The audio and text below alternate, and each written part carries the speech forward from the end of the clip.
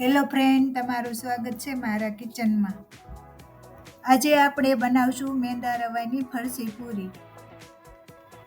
લોટમાં મોણ દેવાની અને લોટ બાંધવાની જ આમાં ખૂબી છે. જો ઉપરથી એકદમ ક્રિસ્પી અને અંદરથી એકદમ સોફ્ટ. જો હાથમાં ભાંગતા જ તેનો કેવો સરસ ભૂકો થઈ જાય છે.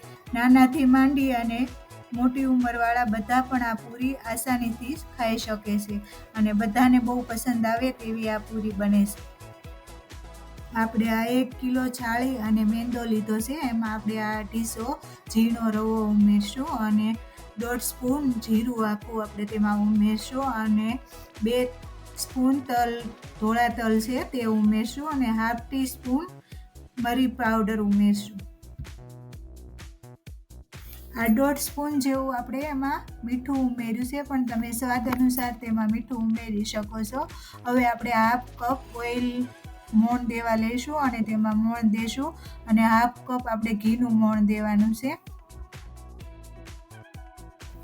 અડધું તેલ અને અડધું ઘીનું આપણે આમાં મોણ દેશું. જો હાથમાં લેવી તો મુઠ્ઠિયા પડતું આવી રીતનું આપણે મોણ દેવાનું છે. 1/4 કિલો લોટમાં આમાં 500 ml જેટલું આપણે પાણી જોઈએ છે. પાણી નોર્મલ જ લેવાનું છે, ના ઠંડુ ના ગરમ.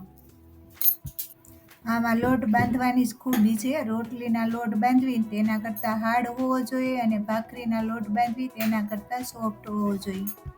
મીડિયમ લોટ બંધાણો હશે તો જ તમારી ફરસી પૂરી પરફેક્ટ બનશે. બહારથી ક્રિસ્પી અને અંદરથી એકદમ સોફ્ટ.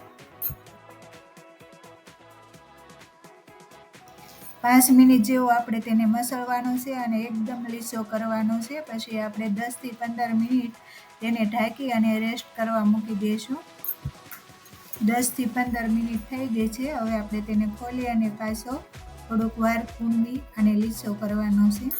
હવે આપણો લોટ એકદમ પરફેક્ટ છે. હવે તેના આપણે લુવા કરી લઈશું. આપણે વણવાની પણ અલગ ટિપ્સ અપનાવી છે. તમે પાટલી ઉપર વણતા હો તો વણવામાં થોડોક ટાઈમ લાગે છે અને તમારે એને ખુલે નહીં તેના માટે ચપ્પુએથી કાપા મૂકવા પડે છે. આપણે આ છેણી ઉપર આવી રીતે વણશું તો કાપા પણ નહીં મૂકવા પડે અને ફટાફટ વણાઈ જશે.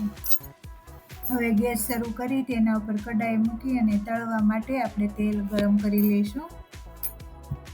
જો આવી રીતે સીણી રાખવાની છે. જ્યારે આપણે ખમણવાનું હોય તો હોલ આપણી સાઈડ હોવા જોઈએ. આપણે અત્યારે પૂરી વણવી છે તો સામેની સાઈડ હોલ રાખવાના છે અને પછી જ એના ઉપર પૂરી વણવાની છે. હવે આપણું તેલ ગરમ થઈ ગયું છે. આપણે ચેક કરી લઈશું. તેલ રેડી થઈ ગયું છે. હવે આપણે તેમાં પૂરી તળી લઈશું.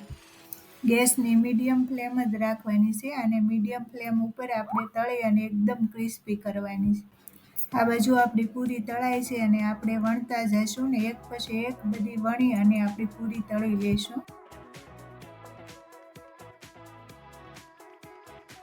આવી બદામી રંગ થાય ત્યાં સુધી તેને તળાવા દેવાની છે.